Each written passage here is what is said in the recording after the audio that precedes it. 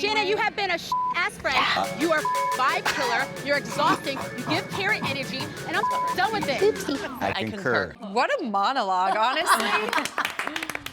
Coming up on the Valley After Show. You have a hot date after this? Yeah. Is the guy she's hanging out with now different from the guy she was seeing in the summer? I've seen empty condom wrappers next to the bed. I was like, oh, I found condom wrappers again. She's like, oh, Jax. I don't think it was quite like that. He counted my condoms. Counted? My wedding ring and my wedding bands are missing. I have it. Does she know you have it? Yeah. I have not seen it. I don't know where it is. Brady and I have a very successful podcast. We make about $1 million a year off my podcast alone. And it's called the RSF feed or RSV feed. I handed it over to her because it's worth a lot of money. Yep, never did it. The Valley After Show starts right now. Ow! I'm sorry, my hip just started like really hurting. I think it's the way I had my legs crossed. Or maybe from my activities last night. When I don't know. I know that feeling. Oh, sheesh. Because suddenly you get so flexible during sex, but then like once that adrenaline wears off, you're like, oh, my aching back. Jax is going to see this, that I talked about sex, and he is going to have a meltdown.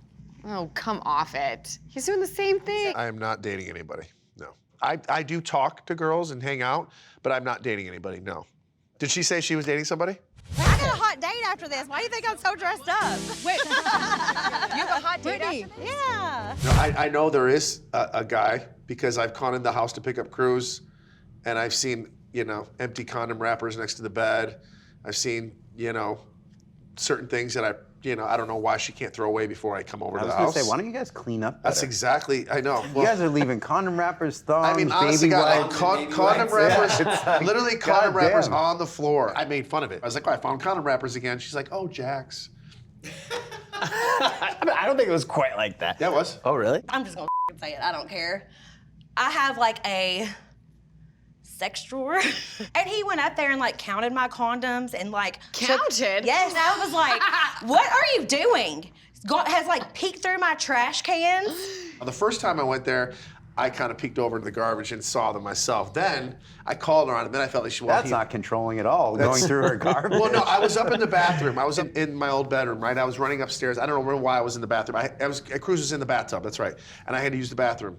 And I went in and I looked over, obviously, and I was just looking through the garbage, right? As I'm sitting there, and I'm like, oh, there's a condom wrapper. Then, and I called her on it. I think, well, now he knows. Now I don't have to be that careful about it. The week after, I found more condom wrappers. So I made a joke to her about it. I'm like, so, I go, at least you're using condoms. That's good. I was keeping it lighthearted. We should be able to make jokes about this now. It's been a year and a half. Let's get to the point where we can try to beat this system here, like, and be around and like, you know, and be like, oh, I'm hanging out with this guy tonight. I'll go, cool, let me grab the kid and you go out and have fun. I want to get there so bad. But she's still, you know, hurt and everything, which is understandable, but. How do you think Jax is gonna handle her dating and being with someone else?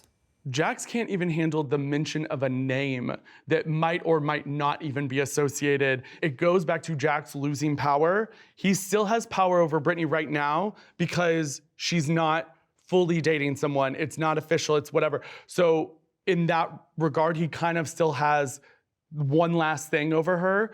But when she fully moves on, and by that I mean with a guy like publicly, I don't think he's gonna take it well at all.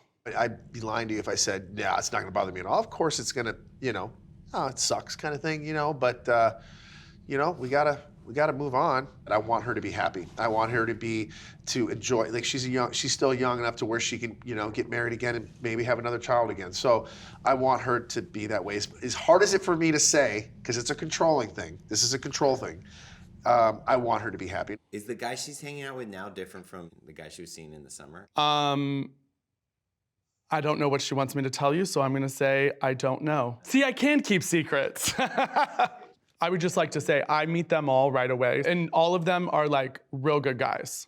I want her to have a roster. You need to heal yourself, then you can start like seriously dating somebody. And if a good guy comes along during this, great, I'm all for it. I just want you to have fun. We need to have, you know, a platter to choose from, you know, a buffet, if you will. We saw Janet metal detecting at the beach. I was like, what is that? Janet put it away. She does not metal detect. Why do you have this giant thing? It's a metal detector. What are you gonna find? Oh, there's a lot of metals around here. Janet had her metal detector all around this fire pit. The best part was when she was leaving, she put it behind her and walked away. I didn't know it was a hobby. I'm you know what? learning. I'll ask. That seems like a really cool thing. I don't think that's quirky at all. I didn't know that she did that. I'm gonna have to borrow that. I want to go check that out. That's actually seems kind of fun. I got it for my 30th birthday. Why? Activity, hobby. That's not her hobby. She Exactly. was She's doing never that done to that in get under my skin. You can find like people lose their wedding rings and stuff. Maybe Jason took his ring off. Like, is that supposed to make me laugh? I thought it was funny. I actually thought I did laugh. I was like, honestly, that's great.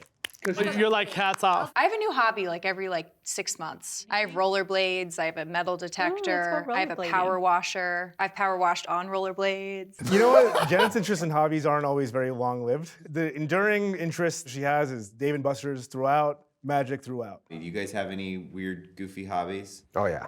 I used to shoot shotguns competitively. I love ice skating.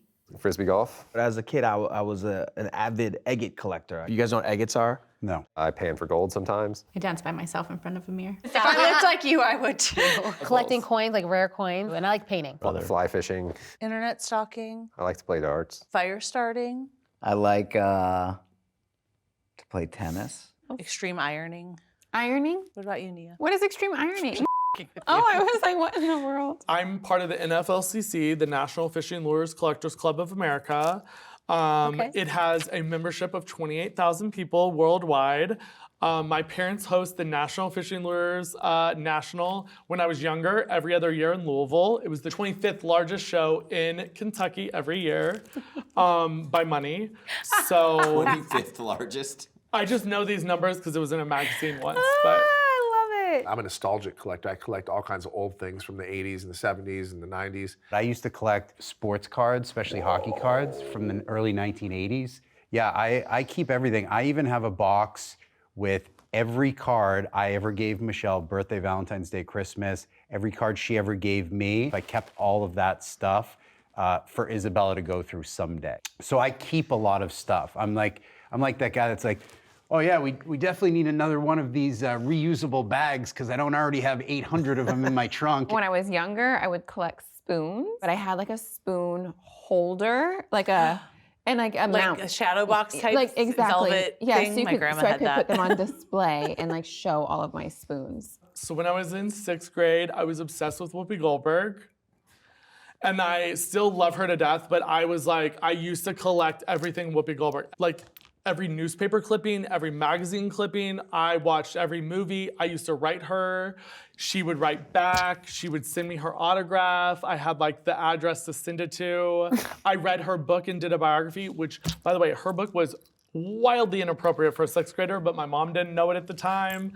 Whoopi actually made me the person I am as far as how activism matters so much, probably before I even knew that it was a thing, and I'm serious. In my childhood closet, because I'm an only child, so yes, my room is still the same.